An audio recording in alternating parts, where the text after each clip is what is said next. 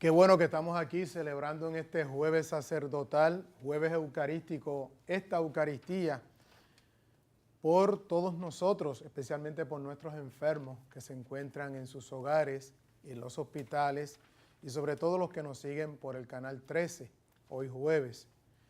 Y es un honor y un privilegio que también estén con nosotros los confinados de la institución de Sabana Hoyos, 216 de Arecibo.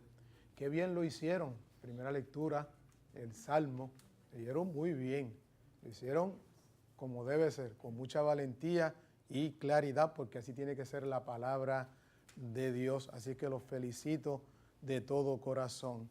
Y es que Dios hace maravillas en todos nosotros.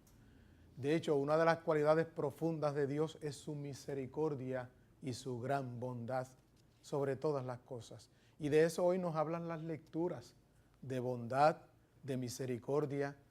Estamos bendecidos y estamos agradecidos porque Dios ha hecho maravillas en nosotros. De hecho, el Salmo de hoy, que es el Salmo 89, cantaré eternamente tu misericordia, Señor. Tu fidelidad anunciaré todas las edades, porque dijiste, la misericordia es un edificio eterno, más que el cielo has afianzado tu fidelidad. Dios nos sigue bendiciendo y nos sigue mostrando sus bondades, su gran amor para con nosotros. Y ustedes confinados son un ejemplo de la bondad de Dios, porque Dios los tiene en su corazón más que nada. Dios los tiene siempre presentes en sus oraciones. Y ser cristiano no es fácil, seguir a Jesús nunca es fácil. Optar por Jesús siempre supone decisión, valentía y mucho amor más que nada. Y sobre todo fidelidad.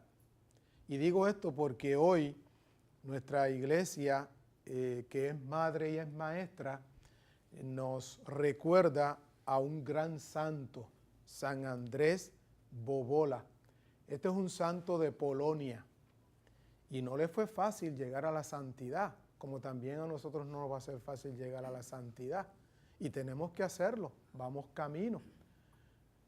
Por lo tanto, San Andrés en sus catequesis procuraba hablar sobre la devoción a la Sagrada Eucaristía y a la Virgen María. Era un gran devoto de la Eucaristía y de María.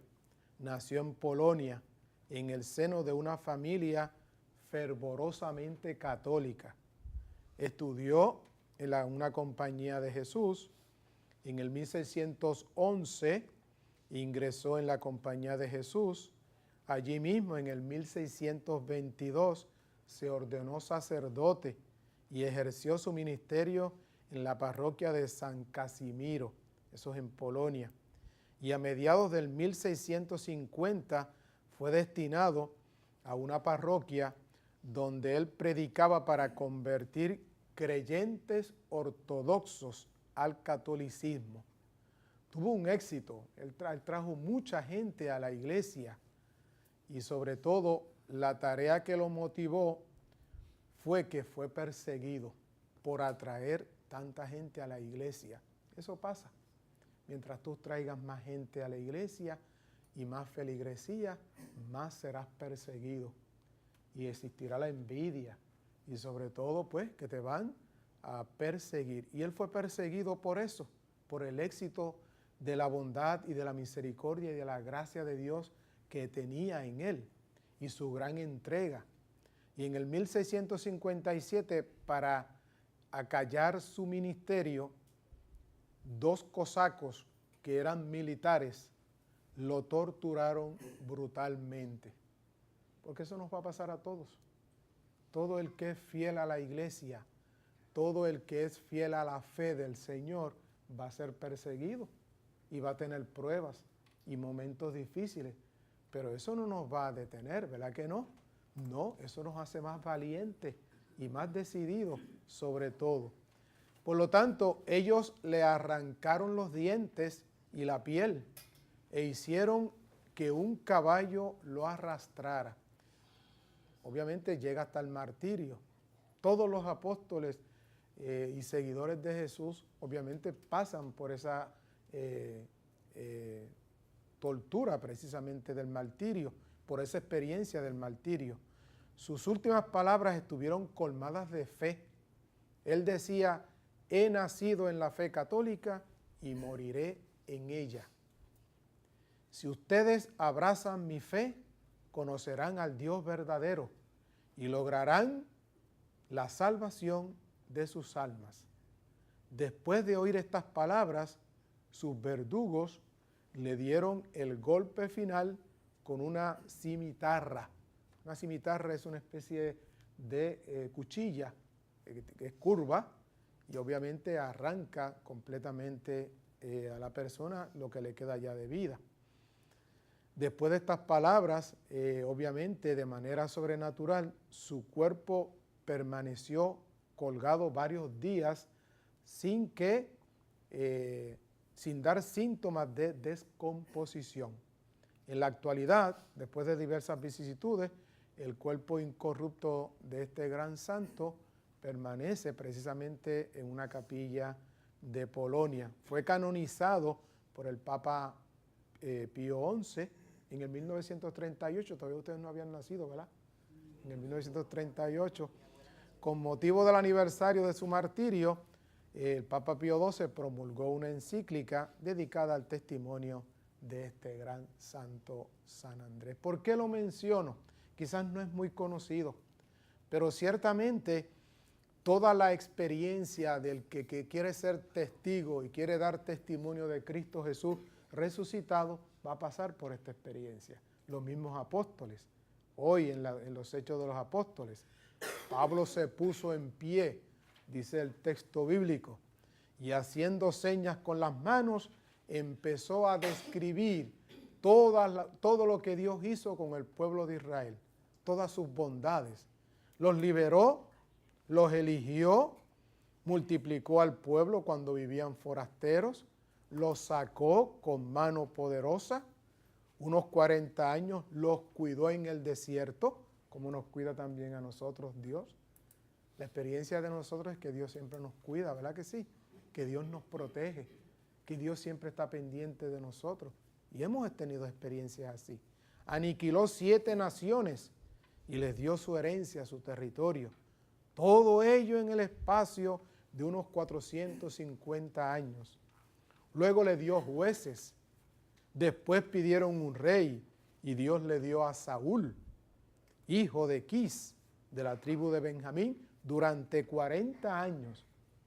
Le depuso y le suscitó al rey David, que fue un rey muy bueno para con el pueblo de Israel, en favor de cual dio testimonio. Encontré a David, hijo de Jesé, hombre conforme a mi corazón, que cumplirá todos mis preceptos. Según lo prometido, Dios sacó de su descendencia un Salvador para Israel. Y ese Salvador es Jesús, el resucitado. O sea, como Dios a lo largo de la historia nunca se ha olvidado de nosotros. Siempre ha estado ahí presente, custodiándonos. Así como decimos lo del custodio, ¿verdad? Como nuestros hermanos custodian a nuestros hermanos confinados.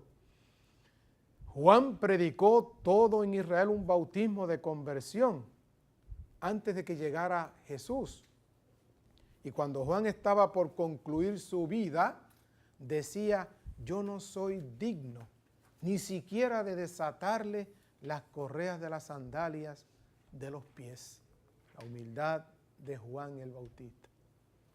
Cómo Dios va teniendo en nosotros un propósito, en nuestra vida sobre todo, porque Él tiene un propósito para todos nosotros. Por eso cantamos las maravillas de Dios y nos llama al servicio. Cuando Jesús llega, obviamente, en ningún momento el siervo tiene que ser más que el maestro. Todos vamos a pasar por esa experiencia. Si el maestro sufrió, si el maestro pasó por la cruz, por su pasión, también sus seguidores pasarán por la misma experiencia. ¿Por qué?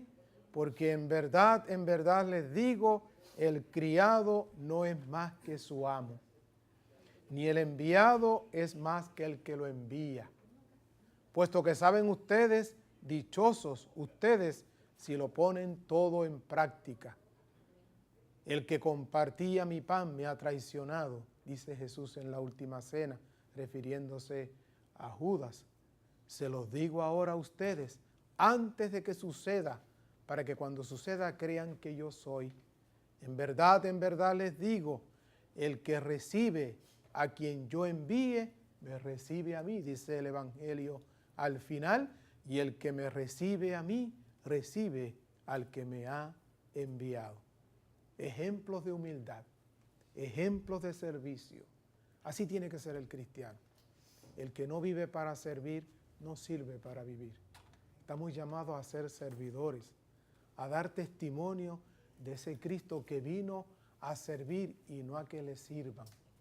Eso es bien importante en nuestra vida, que aprendamos a ser servidores, que aprendamos a ser humildes y no soberbios, que Dios tiene un propósito en nuestras vidas. ¿Cuántas veces hemos querido apropiarnos de lo que recibimos gratuitamente de parte de Dios?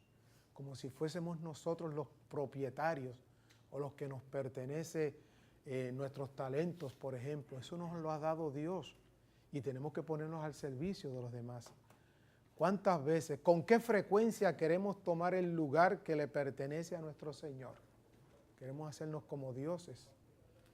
¿O queremos ser mejores que los demás? Y estamos llamados a servir y a dar testimonio. A mí por lo menos en mi familia siempre me enseñaron a que hay que ser humildes en nuestras vidas. Hay que ayudar a los demás, a ser servidores de los demás. Ayudar al que está caído y no aplastarlo más. A ser humildes. ¿Con qué frecuencia queremos tomar el lugar que le pertenece a nuestro Señor? Habiendo sido llamados a servir a nuestro buen Dios, queremos robarle la gloria que solo a Él le corresponde. A veces queremos ser como Dios y no hermanos unos de los otros.